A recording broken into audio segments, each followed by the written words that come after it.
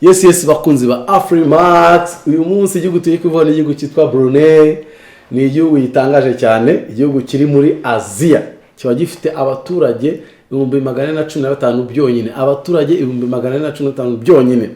Ntabwo aricyo tuvugaho cyane, rero turavuga ku mwami wacyo, umwami w'icyo gihugu. Amazina ye yitwa Hassanal Bolkiah, akaba afite imyaka 73. Nuvuga ko yavutse muri 1946. Uwo mwami rero yitangaje, kimwe mu bitangaje nuko ari we Bill Gates musanzwe muzi nk'umukire umaze ikina n'umukire wa mbere ku isi. Murazi ko Bezos yamusimbuye, ariko bavuga ari Bill Gates nuko Bill Gates ajya gutangaza ko ari we mukire wa mbere ku isi, yarasimbuye uyu mwami kuri uwo mwanya wa mbere. Abantu bari bajije, ese uyu mwami yahombye byagenze gutera iki yatumye Bill Gates, niki yatumye asimbirwa? Kuko ubundi suruse y'umutungo wabo ntabwo yigeze hagarara. Muri kino kiganiro rero mugiye kumenya impamvu, imwe mu mpamvu zatumye yemera gutanga uwo mwanya kuba uwa mbere mu bukire. Yes,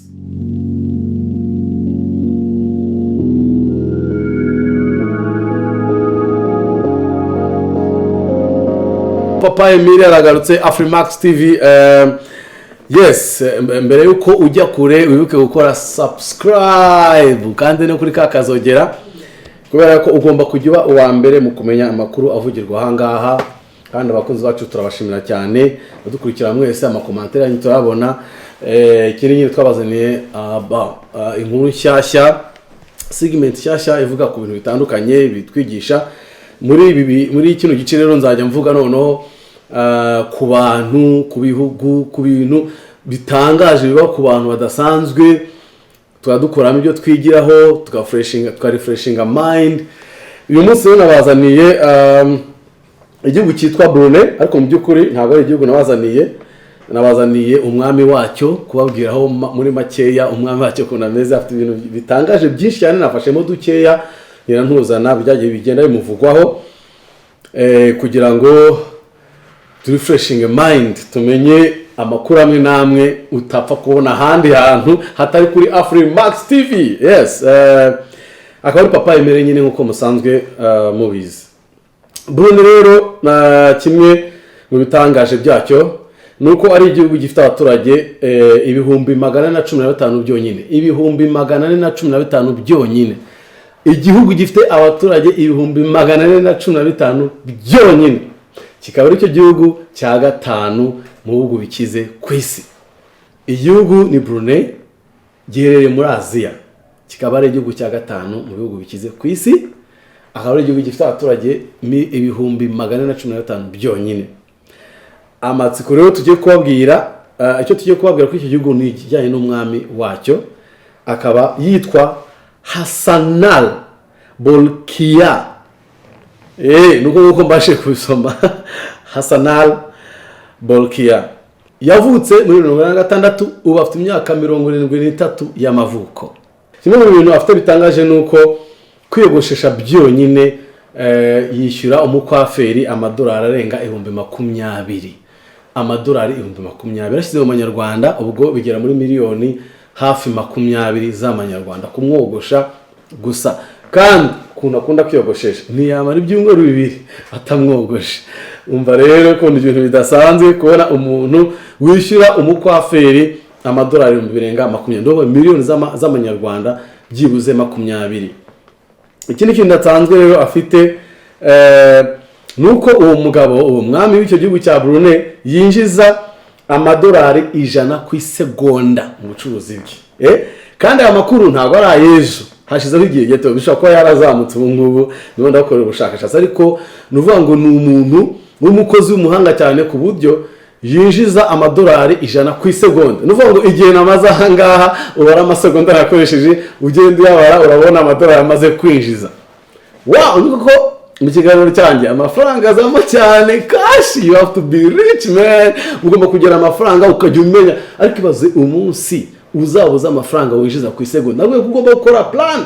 Uraza umuntu ugeze kuri plan avuga ati none ngewe nza amafaranga nije ku isegonda, ku buryo iri jana ritageze ku isegonda ubuzima bwahagarara. Umwami rero wa Brunei yinjiza amadolari 100 ku isegonda. Uyu mwami wa Brunei rero afite ikintu kidasanzwe. inzu abamo niyo nzu yo guturwamo ya mbere nini ku isi, icyo bita inzu zo guturwamo, residential houses. Niba ufite inzu yo guturwamo ya mbere nini ku isi kugeza ubu ngubu muri record, iyo nzu ikaba yarahagaze 1.4 billion US dollars, nuvuga ngo miliyari imwe na miliyoni 400 z'amadolari. ubwo rero mu Manyarwanda uraza kumbwira kimwe mu bintu iyo nzu ifite bidasanzwe, ifite toilette 257, toilette ibaza inzu ifite toilette 257, ubwo bivuga ngo ifite ibyumba bingahe, ifite ibintu byinshi bidasanzwe, ariko mbaye ngwaye kuri ibyo ngibyo bidasanzwe. So ikindi kintu umwana afite kidasanzwe, afite abana 12, afite abakobwa 7 n'abahungu 5. Nabyo ikintu kidasanzwe kumva umwami ufite abana bangana gutyo, ntabwo bisanzwe. Uyu mwami afite ikindi kintu kidasanzwe rero, n'ufite indege ihenze ku isi, izo bita private jet. N'ufite private jet ihenze ku isi turiho ubu ngubu. Kandi ikindi kidasanzwe nuko ayitwarira, ni umupilote w'indege ye agendamo. Uyu mwami nagasanzwe, afite imyaka myinshi ariko aracyabasha gutwara indege ye. Yes, uyu mwami afite ikindi kintu kidasanzwe yakoze, numvaga ntasimbuka kuko nacyo kiratangaje kandi ikindi kiradusubiza mu mateka, nuko ku myaka ya 50 yakoze anniversaire. Muri anniversaire rero yahamagaye Michael Jackson kuza kumuririmbira, yamwishyuye amadolari miliyoni 17 kumuririmbira gusa. Si ibyo gusa yakoze, icyo gihe yubatse stade kugira ngo baze Michael Jackson azaririmba. Nduvuga ngo yagize bakunda uvuga ati niba ndategura rero party ya birthday yanjye ko izabera he, okay twubake stade. Yubaka stade, abaga Michael Jackson arazana muririmbira, amwishyura amadolari miliyoni 17. Nawe ari umuhanzi nyine yishyuye amafaranga menshi. Yigeze guhamagara Houston, nawe yaramuhamagaye, nawe noneho aramuririmbira yishima cyane, aravuga ati rero kubera ko nshimishe cyane nguhaye blank check, nuvuga ngo amwa check itariki nta kintu cyane, sambwa ati noneho iyandikira amafaranga ushaka. Ibaze ati sasa ngiye check ndayegwa cyara amafaranga ushaka. So ushaka kumbaza papa Emi mbwira, Houston yanditse ahanga. Houston aratangaje cyane, yanditseho miliyoni 7 z'idolari zonyine. Okay, ubwo nizabonaga nyina kwiriye, ubwo ari we byari kwasunza amafaranga. Ariko urumva rero ko uwo mugabo ntabwo asanzwe. Uyu mugabo rero ikintu kinafite gisanzwe nuko afite murumuna we yamaze imyaka 10 arira cyangwa se akoresha bita to spending amadolari 747 ku munsi, buri munsi. Yamaze imyaka 10 aspendinga cyangwa se asohora cyangwa se akoresha cyangwa se arira amadolari 747 ku munsi. Yashire mu Manyarwanda urakuba nda nk'umunani, ko iki gihe byari birumva bigenda bihindura nyine ku madolari. Ariko yamaze imyaka 10 aspendinga amafaranga. Nuvuga ngo niwe muntu uri ku rwego rwa mbere mu kuba yaraspendinga amafaranga menshi mu gihe gitoya ku munsi, muri umunawe urumva. So uyu mugabo rero tugaruka kuri uyu mwami wa Brunei. Abantu bazi Bill Gates ko ari umukire maze igihe kinini cyane akize cyane ku isi. Ntabwo rero abantu benshi ntabwo twari tuzi umuntu yasimbuye.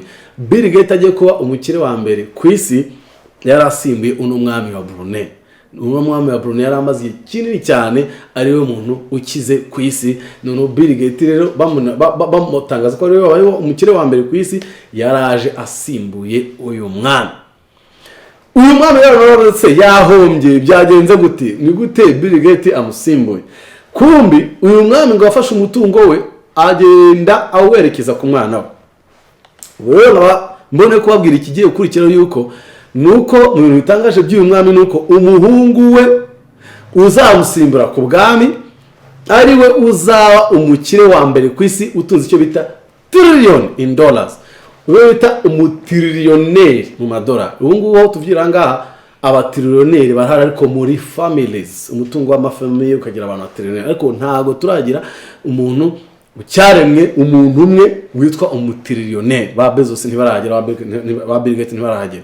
Uwo muhungu wa Brunei rero niwe uri hafi kuba umutiriyoneri wa mbere ku isi. Mbaye mbibabwiye ejo bundi rero mwana unsinga muzamenye ko papa rero babwiye. Yes, ntago tubarusha ubuhanga cyane nuko twitunya tukabahigira twazana amakuru twayaganiraho nta kindi. Nicyo mukundira Afrimax. Ikindi kintu kidasanzwe uno mama afite, uyu mwami afite imodoka ibihumbi 5. Imodoka zo kugendamo, imodoka ibihumbi 5, 1 2 3 4 5, ibihumbi 5 by'imodoka. Okay, now kambabwire gakeya zimwe muri zo modoka afite. Afite Mercedes Benz 500, zirenga 500 actually. Mercedes Benz zirenga 500, ibibazo ubonye Benz 500 ziparitse ahantu hamwe. Uyu mwami afite imodoka zitwa Rolls-Royces 500. Uyu mwami afite imodoka zitwa Lamborghinis 20. Afite imodoka zitwa Ferraris 300. Afite imodoka zitwa BMW 200. Ubwo n'izindi.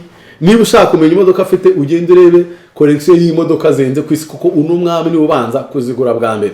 Kimwe mu bintu nababwira cyihutirwa muri bya n'imodoka nuko ino modoka nababwiye Rolls-Royces ihenze imodoka zenze ku isi ngo hashize imyaka irenga 10, 75% by'inyungu yayo biva kuri uyu mwami gusa. Umwami gusa wenyine inyungu bungukaga. Urumva rero yuko uyu mwami ararenze ku bijyanye n'amamodoka, abantu mukunda amamodoka iwe arabarenze. Muri izo Benz ze rero harimo noneho niya zahabu ariyo kunda kugendamo cyane. Ubwo rero nyine abakunda za Benz menye ngo hari umukunda Benz kwarusha. Okay, uyu mwami afite undi mwihariko rero. Umwihariko wundi nuko mu rugendo rwe rusanzwe abantu bake agendana nabo ni abantu 100. Ntabwo ari byari ngo umwami yagiye gusura ikindi gihugu ngo cyangwa kuvuga ngo arahagurutse agiye kutuvena nko kugura imyenda. Ubwo nyine ajyana n'abantu barenga 100, niba ari iduka ry'imyenda ajyana n'abantu barenga 100, kandi niba bajyanye ubwo buri muntu wese arabenefit, aragira inyungu kuri urwo rugendo yagize. Yo mubyumve rero neza yuko ntabwo ashobora kugenda byibuze abantu 100 bajyanye bari kumwe nawe. Okay, utundi tuntu tips tusanzwe kuri uyu mwami nuko rimwe mu mwaka afungura rwa rugo rwe nababwiye, akakira abashyitsi bavuye impande z'isi yose. Nawe ni umunyarwanda cyangwa aho uri hose ukurikirana Afrimax aho uri hose ukaba ushaka kujya gusura Brunei, ko urumva ni igihugu gitangaje gifite ibintu bitangaje, kuba ari igihugu cya 5 kize ku isi gifite abaturage 117 byonyine, gishobora kuba kidasanzwe. None rero nawe ushatse wazagenda ugasura icyo gihugu, ugasura urugo rw'uyu mwami, kuko rimwe mu mwaka afungura iminsi 3 abantu bakamusura bakagenda bagasangira nawe. Ni ibintu byiza cyane, ugenda ukora ubushakashatsi birebe, birahari urwo ruri open. Kimwe mu bitangaje by'iki gihugu nuko education yaba ari ubuntu, ubuvuzi ni ubuntu. Urumva nyine igihugu kiza aho ngaho, amazi aba ari ubuntu, ari ibintu bikomeye cyane. Yes, uritaye gusura Brunei ukabona mwami, kandi sinkuresha n'ugerewe uzamusuhuza, kuko umuntu wese asuye icyo gihugu aramusuhuza. Amakuru ya Brunei rero nayo ngayo. Ubwo mujye muri commentaire mutubwire uko mwumvise Brunei, niba ari ikindi kintu mushaka tubabwire cyane n'icyo gihugu mutubwire. Ariko icyo ngiye gusorezaho nuko muri iki gihugu icyaha cy'abantu bana bahuje igitsina bagihanisha urupfu. Baracyafite icyaha cy'urupfu bagihanisha urupfu. Ni igihugu gifite amategeko akomeye cyane ku buryo hariho n'igihano cy'urupfu. Ubwo rero tuzakomeza tuvuge byinshi cyane, ariko niba ufite ikintu ushaka kumenya kujyanye na Brunei cyangwa se n'ibindi bihugu ubizi neza ko biteye amatsiko, watubaza muri commentaire cyangwa ukatubwira nawe ukongeraho ibyo uzi kuturusha. Murakoze cyane Afrimax bakunzi bacu, mukomeze mudukurikire kugira ngo dukomezanye. Murakoze cyane, n'uwanyu Papa Emile. Thank you very much.